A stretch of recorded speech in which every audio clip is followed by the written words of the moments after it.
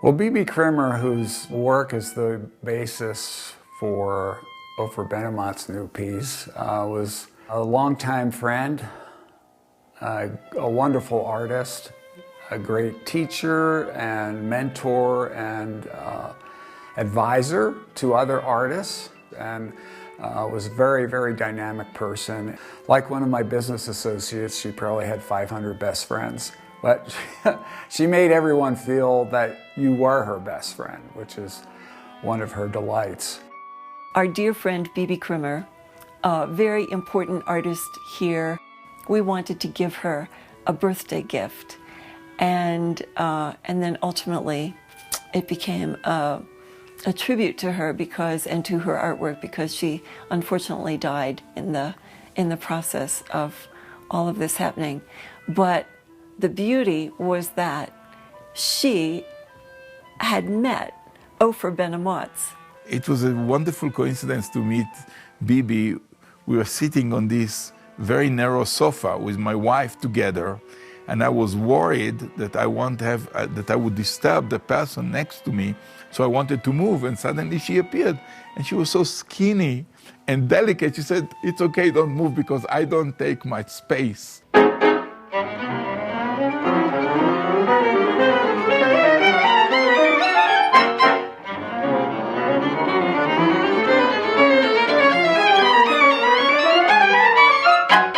When we talked about how and where we were going to premiere Montage Music, Greg and I decided that it should be here at our home, surrounded by Bebe's artwork that we owned, and we could project the visuals here, but people could also see the original pieces, and it would be in a beautiful venue for chamber music.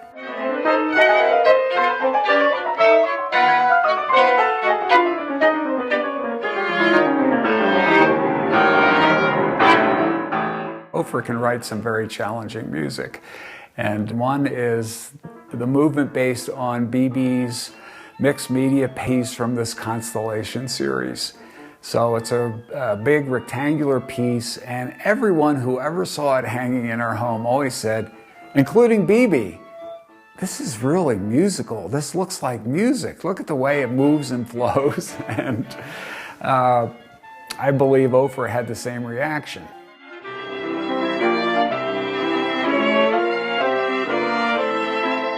I've never worked with an artwork like that before, really getting the direct impact and trying to understand the concept. There is the very dark, endless kind of space that is very mystical and nobody knows what's behind it. And this dark space is kind of like a grid. And so you look at it and you see all these lines and all these forms, they're exactly geometrical. And then this clashes with something that's so colorful and so chaotic. I call it fantasy Milky Way, like a galaxy that you don't know what to do with it because it's in the middle of this darkness. And I started imagining, how am I going to do this piece? That was supposed to be the first movement at that point.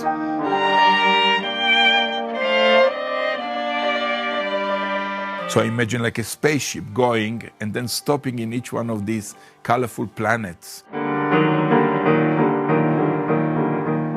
And then start some kind of exotic music that belongs to this color and belongs to this planet, and then it goes on to another place, and there comes another music. And so on, this almost like a rondo, comes a very, very fast part, like velocity, and then it stops and does something. My love for visual art, going to museums and looking at visual art forever and finding the connection between this and music has always been very, very strong. This is an interaction between the composer and now the musicians and the audience and the work of art. It's a conversation between the composer and the work of art, back and forth, inspired by the original piece of visual art. So they're looking at the artwork in a different way, and they're listening to the music in a different way because of the connection in the composition. And that, I think, becomes a third art form.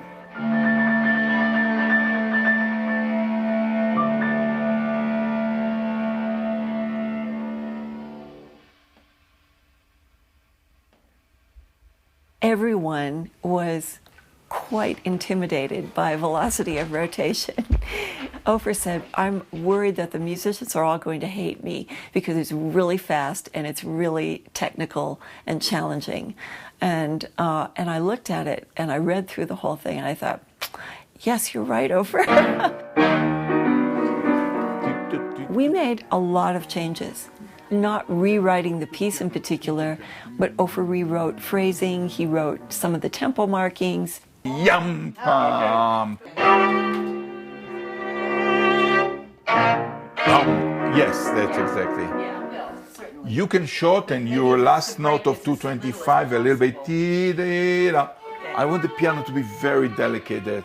I think the composer, Ofer Ben-Amots, is extremely amazing at catching in the colors, the style, the joyfulness of the painting, or the sorrow. And I also think he put in colors of his own heritage in it, and which I find even more interesting. Very challenging, but worth the effort in my experience of playing a lot of contemporary music, that sometimes the challenges are so much that you can't really enjoy the outcome. It's just, you're just struggling to get through. But I must say, with Ofer's music, there's a reason for it. I understand what he's getting at. It's a major work. It is really fun to practice. I love practicing it. But it's, to put it together in an ensemble, it's very challenging and you have to be on your toes. And you'll see that when I have to concentrate, I sit straight up.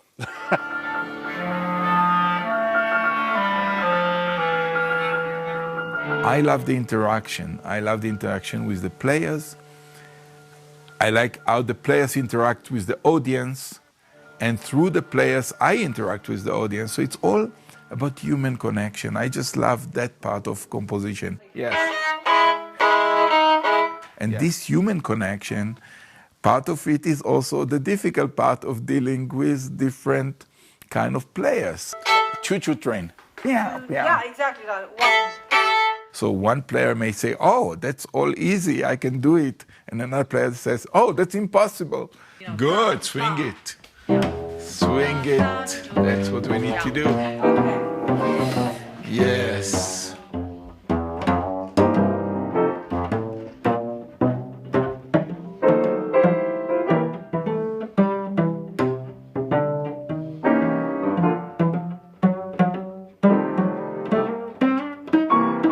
Bebe's Blues was based on two pieces from Bebe's middle period of her Santa Fe work, which was mixed media, which are covered with encaustic, which you might be able to tell from the screen. It gives them a delightful sense of depth that you wouldn't have. Encaustic, of course, is wax that's applied on top of the painting or the mixed media piece.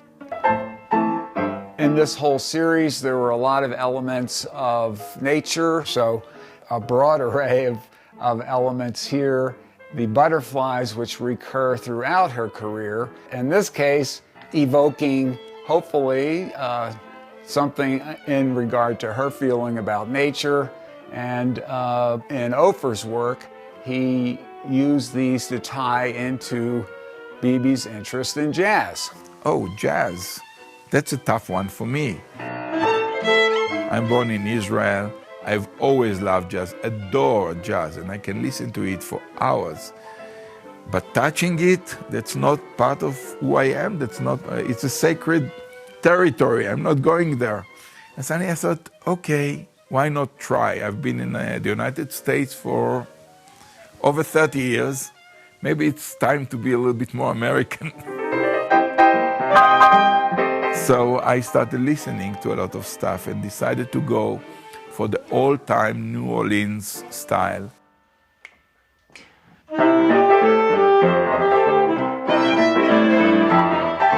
Knowing that Bebe came from Chicago and she probably was very fond of this style. And of course, through my own filters, it became probably it's a little Jewish and it's a little bit different than the usual jazz, but it's very catchy. It's very fun. I hope it's fun for the players. That originally started out as a tango, but then the more Ofer knew about Bebe and her love of traditional jazz, old-timey jazz, it became Bebe's blues and really New Orleans jazz. Ofer, in this case, was able to connect the visual images and the information. She's a great, fun artist, and she also loved jazz and blues, and out comes this great piece, the movement of Bebe's Blues, which is a real showstopper.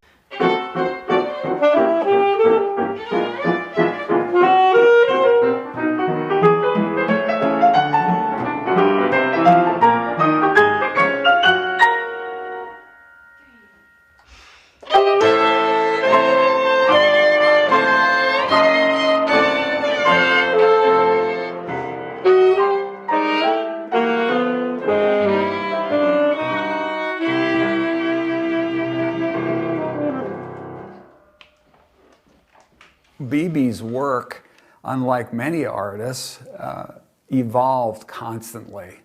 After her death, I had the opportunity to help catalog 62 years of her artwork, and the evolution from style to style, which all made perfect sense, was quite remarkable.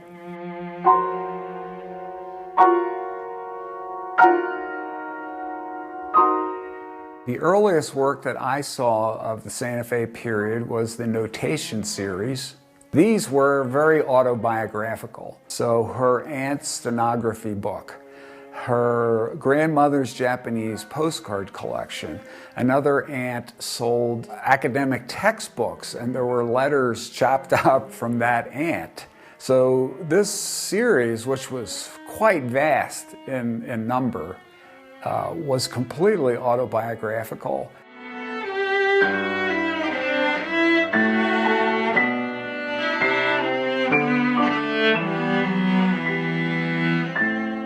Her art in her home is everywhere. You see it in different light, different times of the day, from a different emotional standpoint of your own, and it continues to change and evolve in front of your eyes. And of course, implicit in that is my memory of her and our really deep friendship.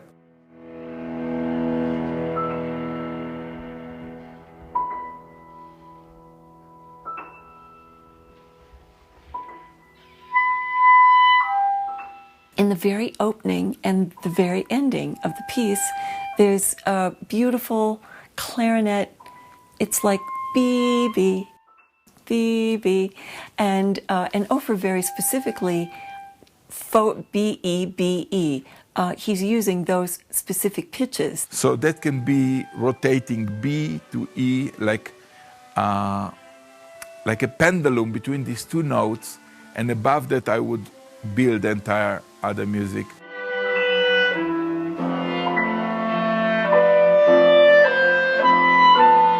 I'm a bit sorry that I didn't get to befriend her more and get to know her more as much as Greg was a very good friend of her, but I feel that through the work on the music, I got to meet her a little closer and get more into her life and take part in some things that she did. And what she left for us is the great art and great inspiration for years to come.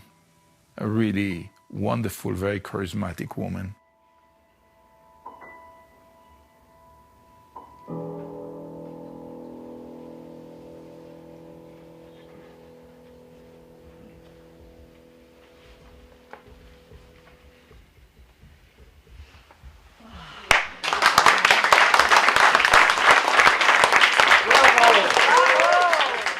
You don't know what you're going to get when you commission new pieces of music. You hope that you're going to love it. You hope that it's going to turn out really well. And gosh, we have this great new piece of music, and what a wonderful gift that is.